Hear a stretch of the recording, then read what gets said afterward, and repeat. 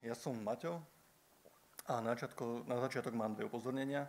Jedna je, že akokoľvek dlho počúvate o typografii alebo písme, tak to môže výrazne ovplyvniť vašu bdelosť a ja to naozaj neberiem osobne. A druhá je taká, že keď rozprávam živým ľuďom, tak sa mi stáva, že moja rečová schopnosť sa odreže od aktivity mozgu. Takže ak niečomu nebudete rozumieť, je vysoká pravdepodobnosť, že to nebude vaša chyba. Ja som dyslektik s vizuálnym stresom. A už ako malý chlapec som sa zamiloval do písma. Písmo je totižto taká zavaranina myšlienok, ktorú si môžem otvoriť neskôr, alebo niekomu môžem to dať zjesť. A ako chlapec som sa hrával, ja som ešte nevedel čítať a ešte som nepoznal písma a písmená, ale už som vtedy odpisoval a čítal som si listy, ktoré som dostával od rôznych rozprávkových postavičiek. Tie listy som si vytváral z novín, to boli také nejaké dobové, a takto nejako som ten text v novinách vnímal. Ja som vtedy vôbec nevedel, že to takto nemá každý. Pre mňa to bola norma. Nevedel som, že existuje niečo ako dyslexia alebo vizuálny stres. A myslím si, že takéto nadšenie pre písmo a pre spoznávanie jazyka má prirodzene každé dieťa. Toto je moja dcéra Agatka, ktorá ešte nechodí do školy, ale už píše a číta, po svojom samozrejme. A je to strašne pekné, teda pre mňa ako otca a type designera. A keď som nastúpil do školy, tak toto nadšenie pre písmo opadlo že hneď. A ja som vôbec nechápal, prečo napríklad na jednu reprezentáciu zvuku, ako je A, potrebujeme toľko veľa foriem, ktoré ja musím vlastne v prvej triede všetky prelúskať. A napríklad písanie ma hrozne bavilo, že to bolo také, že kopčeky a slučky a lastovičky a bolo to strašne fajn, ale ako náhle som mal tieto vedomosti aplikovať, tak som narážal na obrovské problémy. Ja som nechápal, prečo má napríklad písaná forma M 3 kopčeky, ale tlačená 2 kopčeky. Ja ako slušný človek som písal M-ko s 2 kopčekmi, tak ako sa predsa má.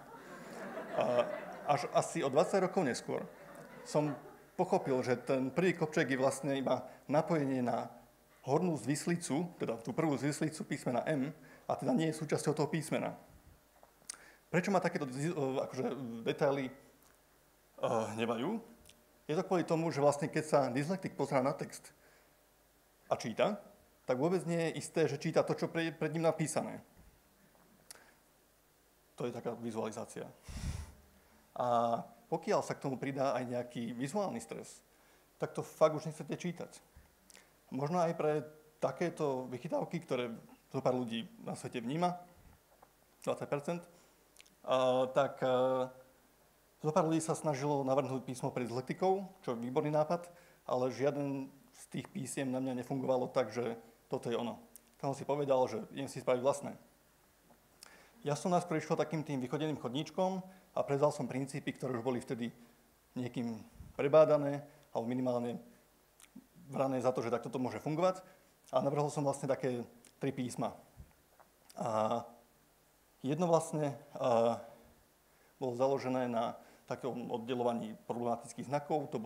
Jedno bolo monolinárne, druhé malo taký stredavý kontrast, takže tenký hrubý ťah malo na začiatku a na konci písmena malo tenký ťah a tretie malo takú elefantiázu, teda že bolo na tých spodných častiach také zhrubnuté. Všetky tieto Herkules. A to som si uvedomil, že to musím hodiť do koša a že sa na to musím pozrieť s takým triezvým pohľadom. A vlastne tento Herkules je výborný príklad, že ja keď chcem nakresliť najsilnejšieho človeka, teda poloboha na Zemi, tak môžem nakresliť najväčšie svaly na svete, alebo mu nejaké svaly pridám. A ja som začal vlastne z opačného konca a začal som riešiť vizuálny stres. A vlastne vizuálny stres je o tom, že čím je extrémnejší prechod medzi čiernou a bielou, tak tým viac takých tých fakt nepríjemných vecí sa deje. No a ja som si uvedomil, že vlastne keď čítam nejaký text, ktorý je vysádzaný nevhodným písmom, tak tým mierne škúlim, aby som to tak zjemnil celé. No a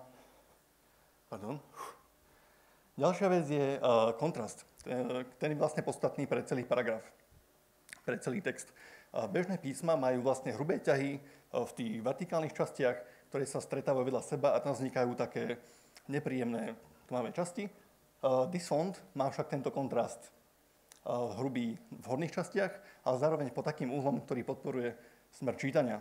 Preto tam tento efekt je eliminovaný do veľkej miery. A ďalšia vec na písme je zaujímavá to, že nielen človek, ale oko vníma svetlo. Pochopiteľné. Takže podstatnejší je biely priestor a nie je ten čierny ťah písmena. Mnoho bežných písiem má vnútorné negatívne priestory v písmenách, takmer identické, a dysfont nie. Preto je vlastne ťažšie zameniteľný. Ďalšia fičúra vlastne dysfontu je v tom, že veľké a malé písmená abecedy sú pomerne príbuzné. To znamená, že človek toto ocení, keď sa učí čítať alebo keď sa učí nový jazyk. A ono vlastne kľúčové faktory pri čítaní pre dyslektika s vizuálnym stresom je čas versus identifikácia znaku. Preto na to kladiem dôraz. Toto je súčasná forma dysfontu, na ktorom stále pracujem. A možno si okrem iného môžete všimnúť, že v tej hornej častiach písmen na exhajte sú tie tvary písmen tak výrazne vypuklé a je to vlastne kvôli tomu, aby ten biely priestor bol čo najviac podporený. Dysfont Pro bude mať viac hrúbok, možno bude mať nejaké optické rezy. Ak je tu nejaký dizajner, vie, čo to je, a bude mať viac jazykov, teda podporovať viac jazykov. Ja verím, že ho dokončím do konca leta a verím, že to bude tiež taký odrazový mostík pre celkový dizajn pre dyslektikov. Ďakujem.